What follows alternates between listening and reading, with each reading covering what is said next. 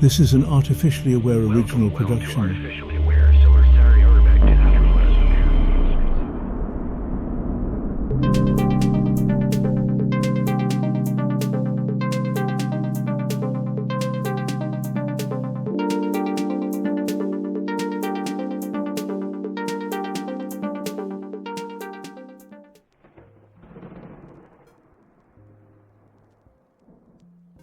Let's face it, spirit possession is one of those topics that grabs you by the throat.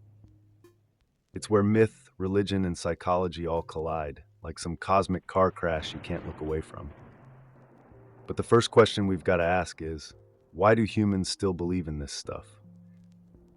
Why, in an era where everything from the weather to the most intimate workings of your body can be explained by science, do people still believe that some unseen entity, demon, jinn, dibuk, can hijack a human body? Is it madness? A remnant of ancient superstition, or is there something deeper going on? I stumbled upon this rabbit hole while sifting through Reddit threads on paranormal experiences, and it hit me.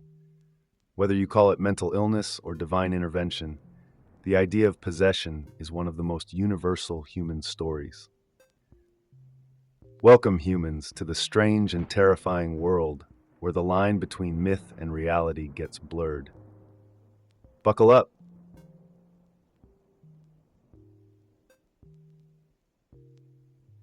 Let's take it way back to when humans first started scribbling on cave walls and building temples to their many gods. You think possession is just a modern phenomenon? Wrong.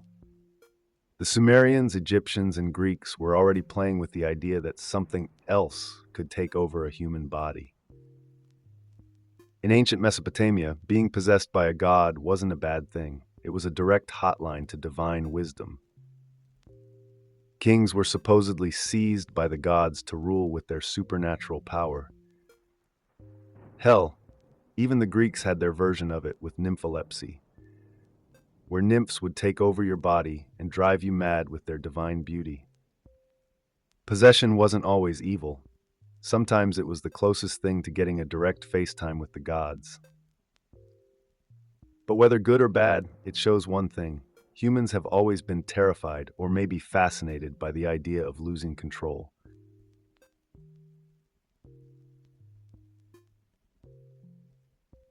Enter Christianity, and the whole narrative shifts. Suddenly, possession isn't some spiritual hotline, it's war. The New Testament practically oozes with stories of demons being cast out, with Jesus rolling up like a spiritual exorcist, tossing demons out left and right. But the interesting part is that Christianity drew a line in the sand. Possession was no longer about gods wanting to chat with their worshippers. It was Satan's game. If you were possessed, you weren't just unlucky, you were under attack by the ultimate bad guy, the devil himself. The early church made it clear. Possession is involuntary, a curse, a sign that evil is lurking just beneath the surface, waiting to pounce. And if there's one thing humans love, it's a good versus evil narrative. Suddenly, every mental illness, every fit of hysteria, every moment of madness could be interpreted as the devil's work.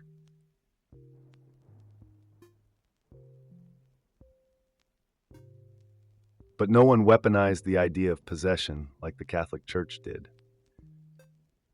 The Church basically had a monopoly on exorcism, and for centuries, possession was seen as proof of the Church's spiritual authority. You weren't just possessed, you were a battleground. And who did you call when your body was under siege? The Church. Official Catholic doctrine laid it out with almost bureaucratic precision. Demonic possession was a real thing, but it had to meet certain criteria: superhuman strength, speaking in unknown languages, supernatural knowledge. These weren't just stories for campfires, they were signs of a cosmic struggle. And in a world where people saw demons lurking in every shadow, the Church held the ultimate weapon, the power to drive them out.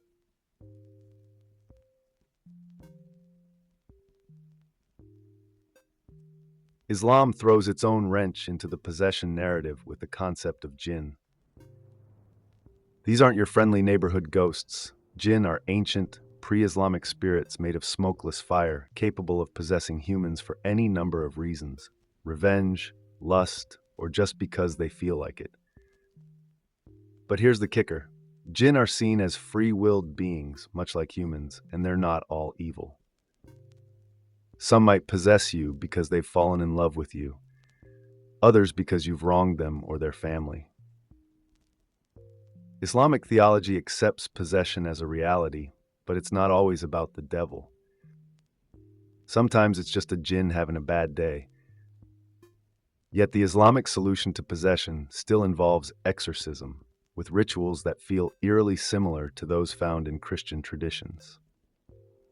Two different religions, thousands of miles apart, with vastly different theologies, yet possession persists, as if the fear of losing control is baked into human DNA.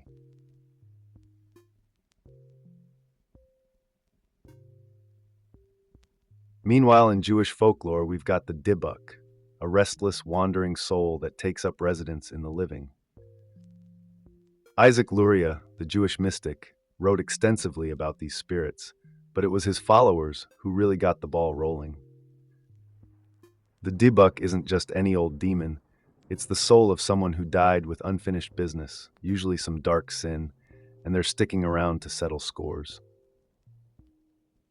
The thing about Dybbuks is they're usually drawn to people with unresolved emotional trauma, which, if you think about it, sounds a lot like modern psychology. The ritual to exorcise a Dybbuk is intense, invoking the holy name of God, and often requiring a Baal Shem, a Jewish spiritual healer, to send the spirit packing. You can practically feel the cultural anxiety dripping off these stories, a fear of death, sin, and unfinished business taking on a life of its own.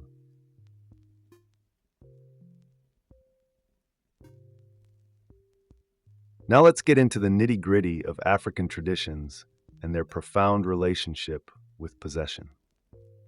In much of Central and West Africa, spirit possession isn't seen as something inherently bad. In fact, it can be therapeutic, a way for the individual to heal from trauma, sickness, or emotional distress. In Congo, the Zabola ritual is a form of psychotherapy disguised as dance, where the afflicted are believed to be possessed by ancestral spirits, not demons. It's an entirely different worldview.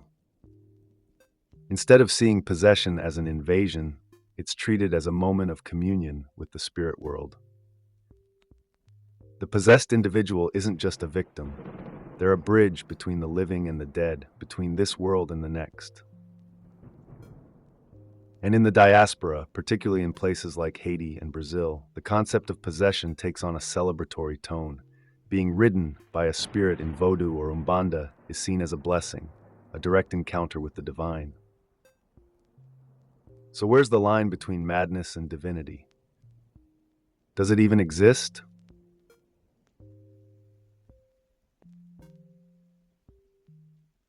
Haitian Voodoo and Dominican Voodoo take the idea of possession to a whole new level. It's not just an affliction, it's a sacred connection between the human and the Loa, or spirits. When a practitioner is possessed, they become a chwal, or horse. The Loa rides them, speaks through them, uses their body to communicate. And get this, it's considered a beautiful, almost euphoric experience, even if it leaves the person utterly exhausted afterward. There's no fear of demonic invasion here. These spirits aren't out to destroy the body. They're here to guide it, offer wisdom, and sometimes scold it for its misdeeds. In the thick of a Vodou ceremony, you'll see a person fall into a trance, often with no memory of what happens during the possession. It's like a sacred blackout, a temporary release from the ego, and the only thing left is the spirit. No horror movie version of possession here. This is power, prophecy, and sometimes, if the Loa is angry, a direct rebuke of moral failings.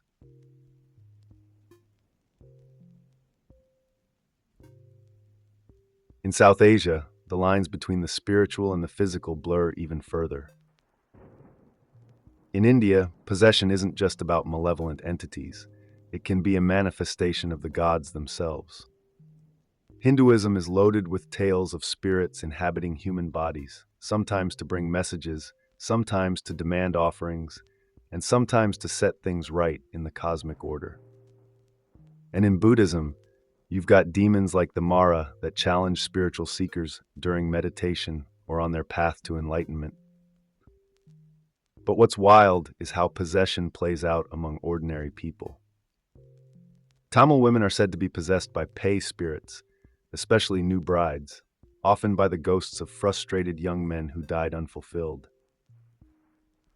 The rituals to exorcise them are intense, as if forcing the dead to let go of the living is somehow part of the natural order. It's a brutal reminder that, for humans, death is never as tidy as a funeral procession. There's always something unfinished, lingering between the worlds.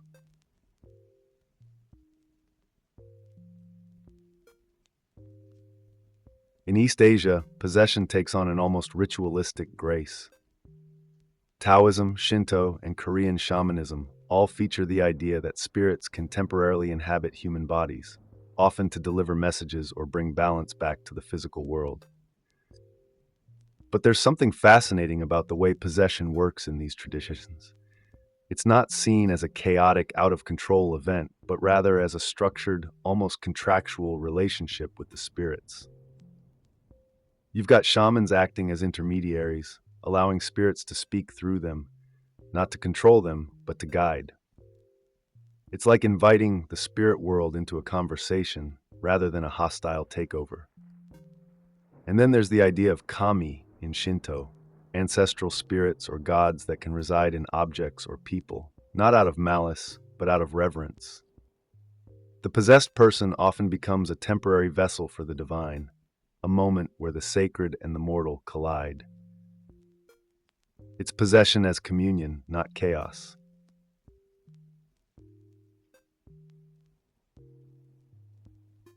Native American traditions offer a totally different perspective on spirit possession, one where the spiritual realm is so entwined with the physical world that possession becomes an extension of everyday life. For some indigenous cultures, spirits possess humans to provide guidance or protection. The idea is that these spirits, whether they're ancestors, animal guides, or deities, aren't out to harm, but to help. Among the Zuni, for example, spirit possession can occur during healing rituals, where a person becomes a vessel for ancestral wisdom. It's a moment where the veil between worlds is lifted, and the living can commune directly with the dead or the divine. The fear of losing control, so central in Western narratives of possession, seems almost absent here. Instead, possession is framed as a powerful, sacred responsibility, where the person isn't a victim but a chosen intermediary between realms. It's a humbling, almost grounding perspective, where the human body is merely a temporary home for something far greater.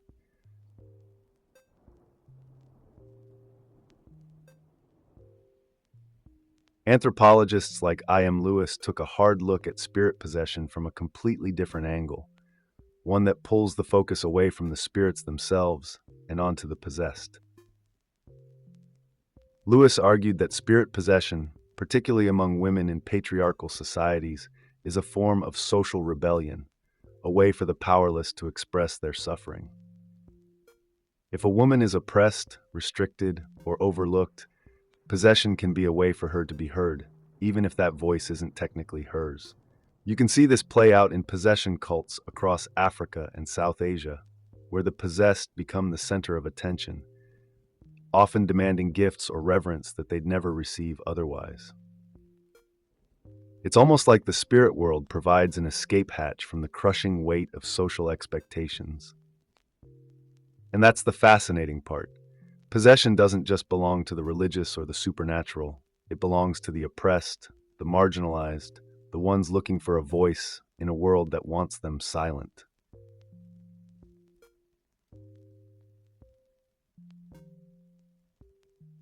Shamanism, across cultures, pushes the boundaries of what possession means. Shamans don't just get possessed, they initiate it. It's a dance between worlds, where they willingly become conduits for spirits to enter and speak through them. Whether it's the Siberian shamans calling on ancestral spirits, or the Amazonian ayahuasqueros summoning entities through plant medicines, possession is about harnessing the spirit world to heal, guide, or protect. It's not feared, it's embraced. In many shamanic cultures, the ability to be possessed by a spirit is seen as a sign of strength, a skill that can be developed and refined. And the shaman, far from being a victim, is seen as a warrior navigating the unseen realms. This flips the Western idea of possession on its head, turning it from something to be feared into a gift, a sacred responsibility that few are chosen for. The shaman's body becomes a battlefield, a mediator between life and death, sanity and madness, the visible and the invisible.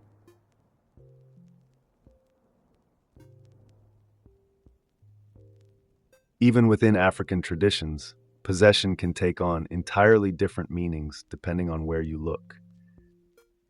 In places like Central Africa, possession is often seen as a healing practice, a form of traditional psychotherapy where spirits inhabit the body to communicate their demands, heal emotional trauma, or right past wrongs. In these cultures, the possessed isn't seen as cursed or tormented, but as someone temporarily in contact with the spirit world for the benefit of their community. It's a profound shift from the more fear-based interpretations found in Christianity or Islam.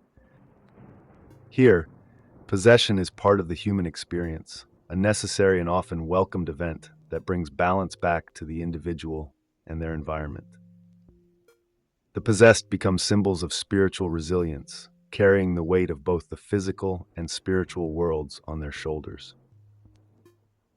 It's an honor, not a curse, to be chosen as a vessel for these powerful ancestral forces.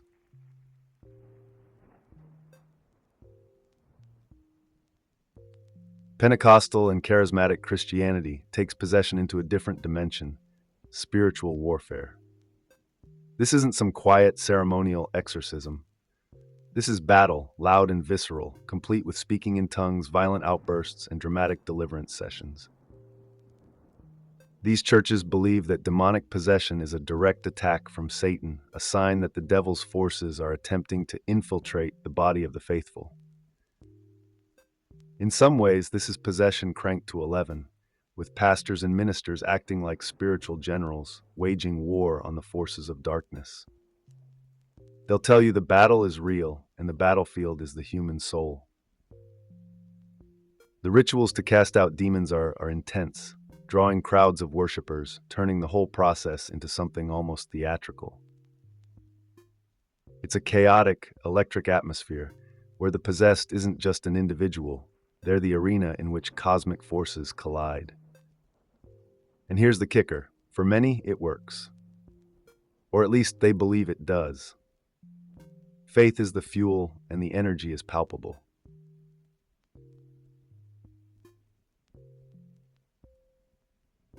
Now let's dig into how modern medicine interprets these cases of possession. From the medical standpoint, spirit possession is often nothing more than a dissociative identity disorder, epilepsy, or a severe psychological trauma manifesting in bizarre ways. You might think science has this all figured out, right? But here's the thing.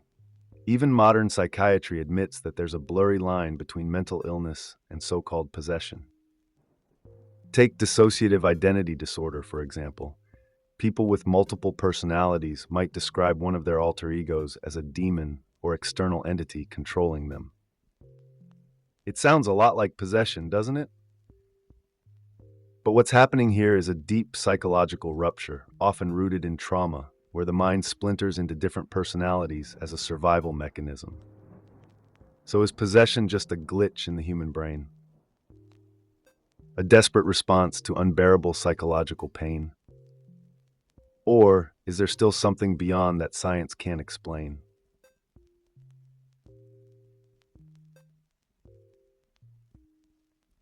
There's also the eerie phenomenon of mass possession, mass hysteria to be more precise. Take Malaysia, for example, where factory workers, mostly young women, have been struck by what seems like spirit possession en masse. They scream, they convulse, they speak in tongues. But here's where it gets interesting. Anthropologists and psychologists see this as a form of rebellion, an outlet for women trapped in harsh working conditions, subjected to sexism and isolation. It's like possession becomes a subconscious way of saying, enough. The spirits, or so it seems, are a way to speak out when your voice has been stifled. It's possession as protest, a deeply cultural reaction to oppression that has ancient roots. Spirit possession here isn't just a supernatural phenomenon, it's a cry for help, a social and psychological uprising disguised in religious terms. And when you think about it, that might be the most human thing about it all.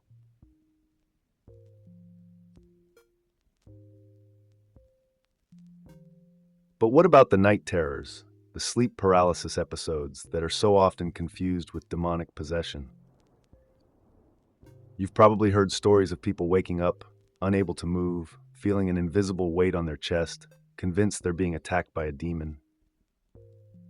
Science calls it sleep paralysis, a perfectly rational explanation. Your body is caught between sleep stages, leaving you paralyzed while your mind is half awake, dreaming of unseen figures.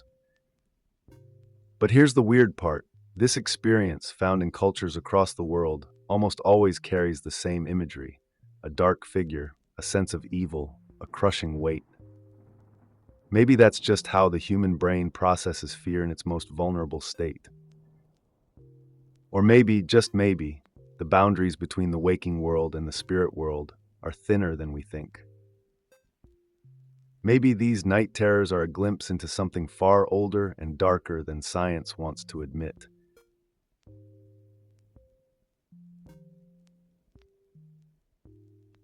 The most famous cases of possession, like Annalise Michel's exorcism or the haunting story of Roland Doe, are the stuff of nightmares.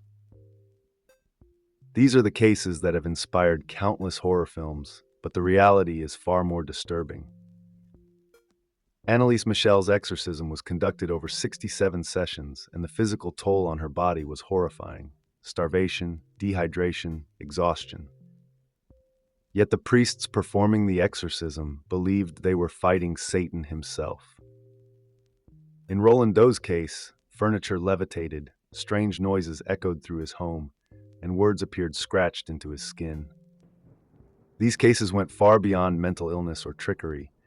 They became cultural phenomena, sparking debates about the reality of possession. Were these poor souls truly under the influence of dark forces, or were they just the victims of religious fervor gone too far? The lines blur, and what we're left with is the uneasy feeling that maybe, just maybe, these ancient fears haven't been fully exorcised from the human mind.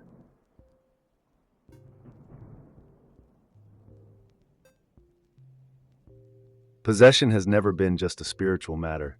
It's become a pop culture obsession. From The Exorcist to paranormal activity, possession is the perfect vehicle for our deepest fears: losing control, being invaded by something alien, unseen, and unstoppable. Films and TV shows love to exploit this, making possession the ultimate horror trope. But why does it resonate so much with audiences? Why does the idea of possession continue to terrify, even in an age where science can explain almost everything? Maybe it's because, deep down, humans are still terrified of what they can't control. Possession taps into that primal fear, the fear that your body, your mind, your very soul could be hijacked by something you can't understand, let alone fight. It's the fear of being powerless, and no amount of scientific rationalization can make that fear go away.